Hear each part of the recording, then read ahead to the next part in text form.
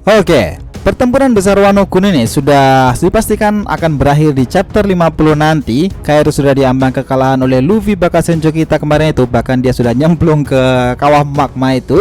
Nah, kecil sekali kemungkinan untuk Kaido akan kembali melakukan perlawanan. Namun kita belum sama sekali diberikan benang merah nih akan menghubungkan art Wano ini dengan art selanjutnya, yang mana banyak yang menspekulasikan nih jika itu adalah art Elbaf. Nah, banyak sekali teori yang mengatakan jika Big Mom lah orang yang akan menghubungkan cerita Wano ini cerita selanjutnya, Elbaf maksudnya di sini. Namun seperti yang kita tahu sampai saat ini bahkan Big Mom sendiri masih belum keluar di Wano Kuni ini dan masih terjebak di dasar Wano Kuni itu bersama dengan Kaido yang ikut menyusulnya setelah menerima pukulan super kuat dari Bakasenjo Luffy. Nah, lantas akan kemana perginya Bakasenjo kita Luffy ini setelah dari negeri Wano itu? Oke, nggak usah berlama-lama lagi, kita breakdown ceritanya mulai dari sini.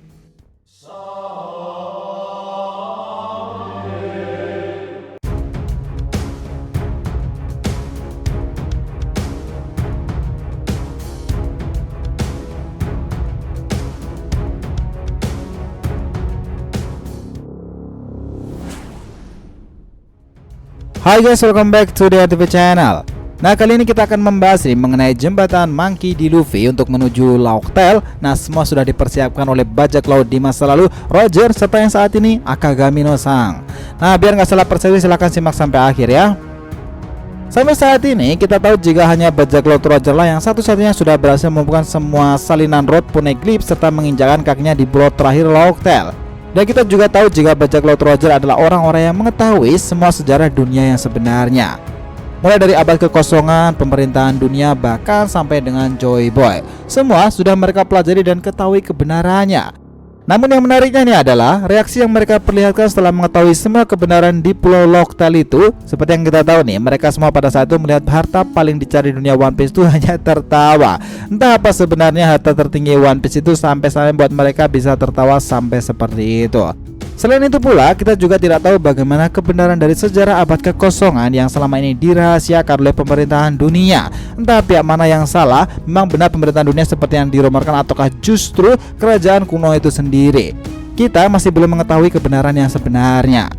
Namun yang pasti nih, pemerintahan dunia sudah melakukan sesuatu di masa 800 tahun yang lalu itu, atau yang lebih dikenal sebagai abad kekosongan, sampai menghilangkan jejak dari kerajaan kuno itu sendiri. Dan mulai sejak saat itu pula lah pemerintahan dunia menjadi satu-satunya pihak yang bisa mengatur dunia One Piece. Dari pemerintahan dunia jugalah salah satunya yang alasan terbesar kenapa Goldie Roger sampai tidak bisa pernah menuntaskan misinya itu, kuatnya pemerintahan dunia dan kondisi Roger yang saat itu tengah sakit-sakitan pada akhirnya memutuskan nih untuk membuat sebuah era baru dengan harapan jika di masa depan nanti akan ada orang yang bisa melanjutkan apa yang sudah menjadi mimpi dan cita-citanya selama hidupnya itu. Orang itu akan menjadi raja lautan menggulingkan pemerintahan dunia yang baru serta akan mewarisi tekad kuat darinya pula. Dan ya, seperti yang kita tahu orang yang dicari Roger itu orang yang sangat diharapkan Roger kemunculannya sendiri saat itu sudah terlihat dengan jelas jika itu adalah Bakasenjo kita Monkey D. Luffy, dan orang yang melihatnya pertama kali adalah Akagami no Sang.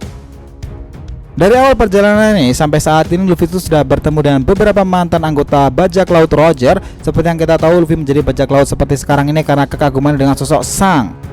Dan Sang sendiri pun juga sudah memberikan mimpi besarnya itu kepada Luffy. Dia rela mengorbankan tangan kirinya untuk Luffy serta mempercayakan Luffy topi jerami kesayangannya itu. Entah hanya kebetulan atau dari awal Sang sudah memang tahu nih jika Luffy akan menjadi sosok yang menuntaskan mimpi dari kapten di masa lalu yang belum tuntas itu. Karena itulah dia rela sampai mengorbankan tangan kirinya demi seorang anak kecil seperti Monkey D. Luffy. Nah, biasanya intuisi Sang itu sangat tajam nih. Mantan anggota bajak laut Roger yang sudah Luffy temui selanjutnya adalah Buggy. Ya, walaupun Buggy tidak begitu memberikan dampak yang signifikan untuk perkembangan karakter Luffy nih, namun Buggy cukup berpengaruh dan juga orang yang selalu hadir dalam cerita yang funny itu.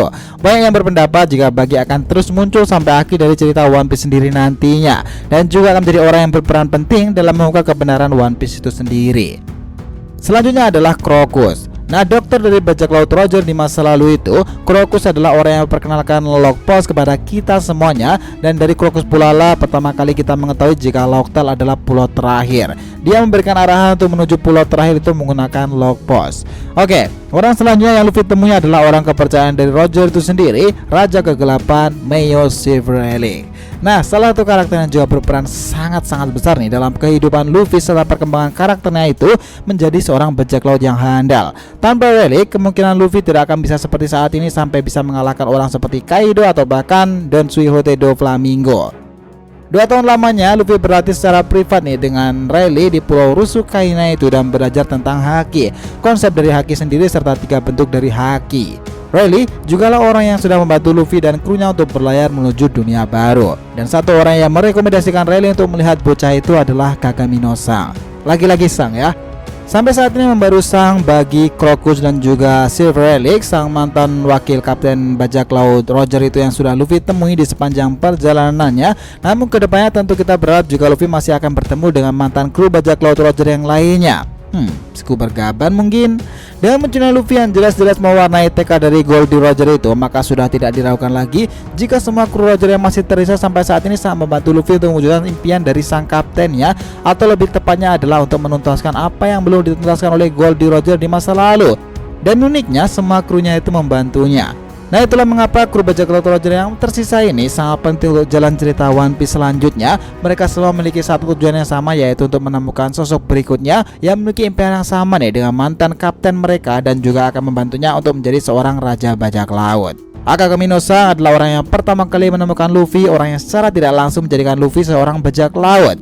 Sementara sisa kru Roger lainnya bertugas membantu Luffy di sepanjang perjalanannya menuju pulau terakhir Lauk Tale.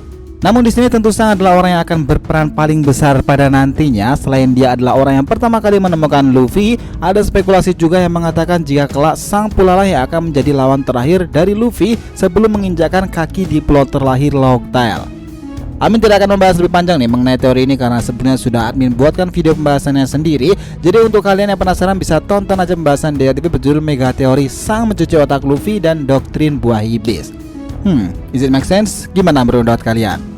Oh ya, by the way nih, untuk kalian yang lagi nyari kaos bertemakan anime tapi nggak mau dikatain oleh seorang wibu, nah kalian bisa cek nih brand Asian Pop Culture DRTV Industries. Kalian akan tetap bisa tampil kece dengan kaos bertemakan anime dan juga desain yang kekinian. Nah, di chapter pertama ini akan ada 2 desain bertemakan Boruto yang kece abis nih dari DRTV. Yang pertama adalah Kawaki Oni Dragon dengan Kawaki sebagai tokoh utamanya, dan yang kedua adalah Mitsuki Hebi dengan Mitsuki sebagai tokoh utamanya dan dengan perpaduan culture-nya sendiri. Di next chapter kedua nanti nih, DRTV sudah menyiapkan berbagai desain yang bertemakan One Piece sendiri dan juga anime lain dengan perpaduan culture Jepang tentunya. Nah, buat kalian yang penasaran, langsung aja klik link di deskripsi video ini, mumpung masih banyak diskon untuk pembelian lewat Shopee maupun Tokopedia-nya. Oke? So guys, setelah tadi breakdown kita mengenai jembatan Luffy untuk menuju pulau terakhir Lauk Tale, semua sudah dipersiapkan oleh 2 bajak laut di era dahulu, Goldie Roger, serta yang sekarang ini adalah penerusnya Kagamino-san. Jangan lupa share di kolom komentar dan subscribe channel ini. Semoga ceritanya memberikan informasi dalam tiap pembahasan animenya. Thank you telah menonton konten DRTV and we'll be come back.